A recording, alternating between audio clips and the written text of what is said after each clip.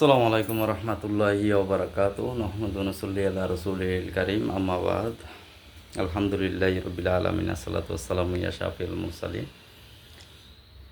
মাঙ্গসা ফালাইসা মিন্না বিসমিল্লাহির রহমানির রহিম ওয়াদখুলি ফি ইবাদি ওয়াদখুলি জান্নাতি।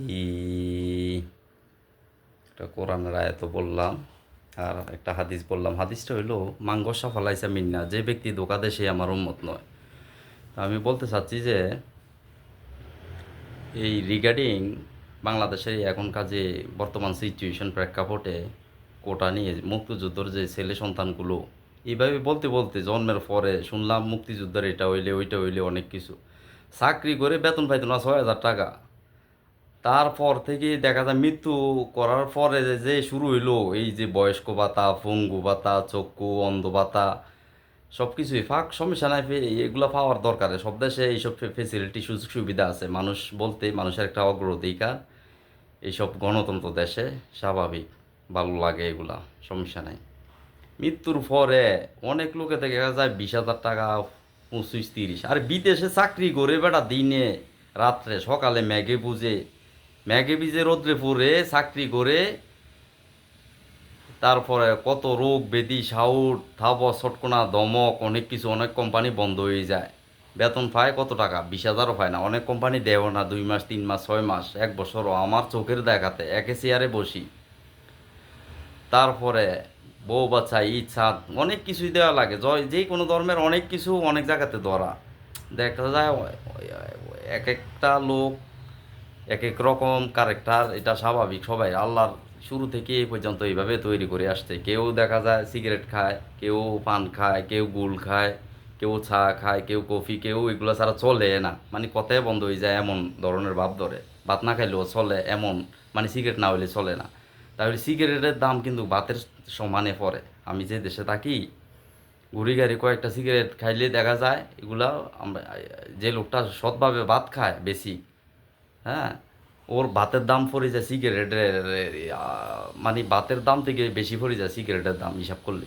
তা আমি বলতে চাচ্ছি যে এই যে মুক্তিযোদ্ধা ফেসিলিটি ভোগ করতে আছে সবাই, কি সব কিছুতে সব জায়গাতে সব কিছুই সঠিকভাবে চলে না। কিন্তু অর্থনৈতিক যে বিশুদ্ধ বিশুদ্ধ জিনিসগুলো আমরা দেখি, অশুদ্ধ লোক সহ এখানে সিগনেচার করে রেজিস্ট্রেশন করে রাখে। আর এগুলা ভোগ করে মন্ত্রী, মিনিস্টার, মেম্বার, চেয়ারম্যান অনেক জায়গায় পায়। সব মেম্বার, চেয়ারম্যান তো আর মন্ত্রী, মিনিস্টার তো আর খারাপ না। দুই একজনের জন্য অনেকজনের বদনাম হয়।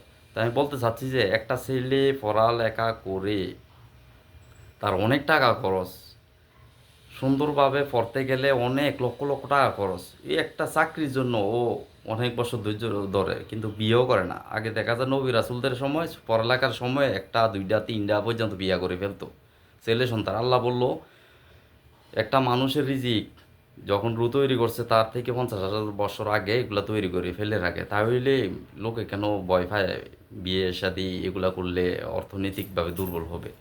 তাহলে ফলা হয় না। এখনকার ছেলে সন্তানরা, যুবকরা, ইয়াংস্টার যারা আছে, ইউথরা, তারা এখন বিয়ে করতে চায় না। মা বাবার কনসেন্ট পায় না, পারমিশন।